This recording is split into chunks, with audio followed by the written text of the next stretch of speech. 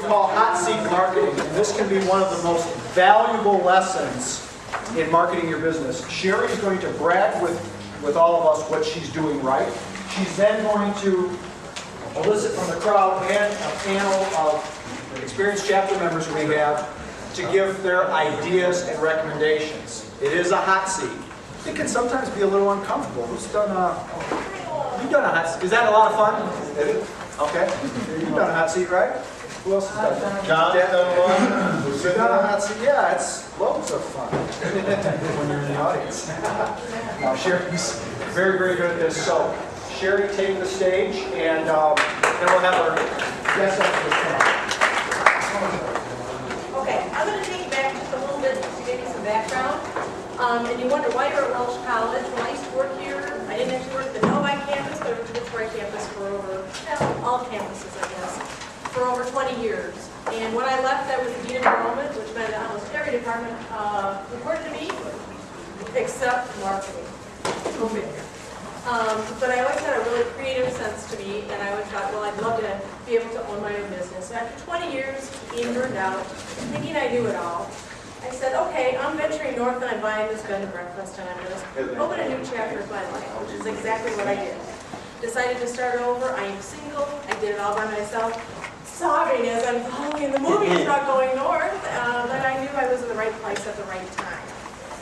By thinking I knew everything, I thought I knew everything about marketing, and I have been up there since 2001.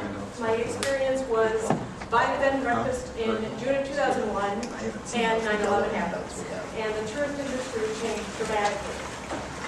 What I did that first couple of years is I took everything I knew about Walsh College that I had learned as far as marketing goes.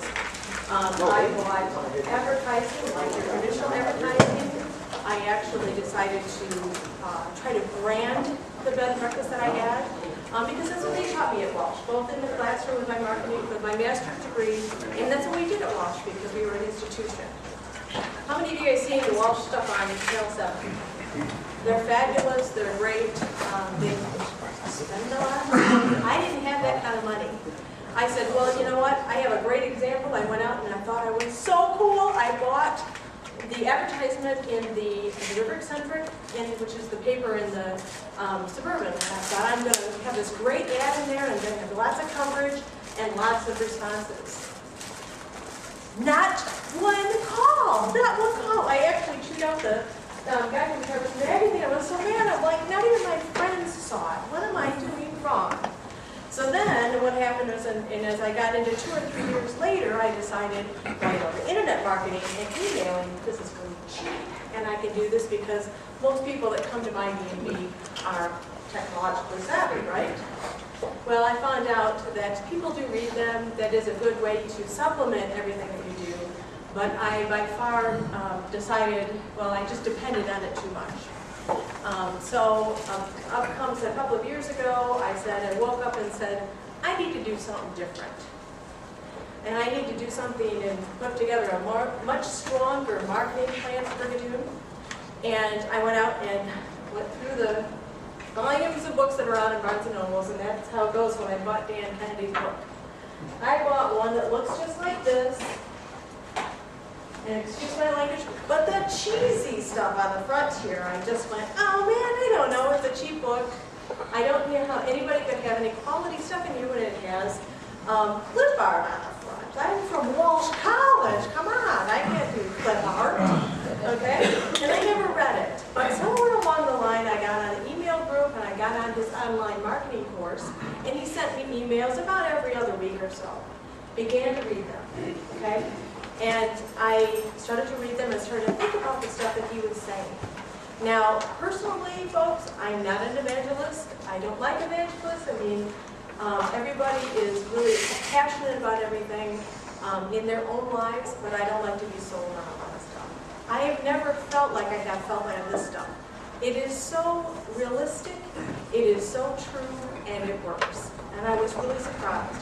So what I ended up doing is I bought 4 of his books.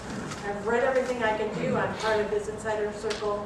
And tonight I'm going to show you how I have really become living proof, in a way, of the success that I've had. Let me tell you a little bit about Brigadoon, too. best secret from you guys. Uh-oh. I can walk around.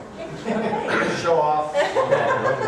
Okay, Kennedy strategy. I'm going to be really brief on this, but this is again what Derek went over earlier. The message is what you want to communicate. The market is who you want to communicate it to. And the media is how are you going to communicate the message. Makes sense, right? Talked about it. It's a lot of this is like duh to me because I learned it in my master's degree, but I never really applied it. Okay, here's my USP. Go at it. I'd like to have it fixed. I'd like to have it improved. I shouldn't say improved. I have an incredible and memorable experience. I'm not an innkeeper anymore. I'm a marketer. You're there for the experience. You are there to have a wonderful experience, whether it's a combination of a lot of things, and we'll get to that in a minute, but an incredible and memorable B&B. When I bought the B&B, I thought, geez, if I put the picture of the B&B on my website, they will come. Well, it is very appealing, but they don't always come. You have to give them the experience, and I learned that the hard way, and I learned how to market that. My USP means incredible accommodations, incredible breakfast,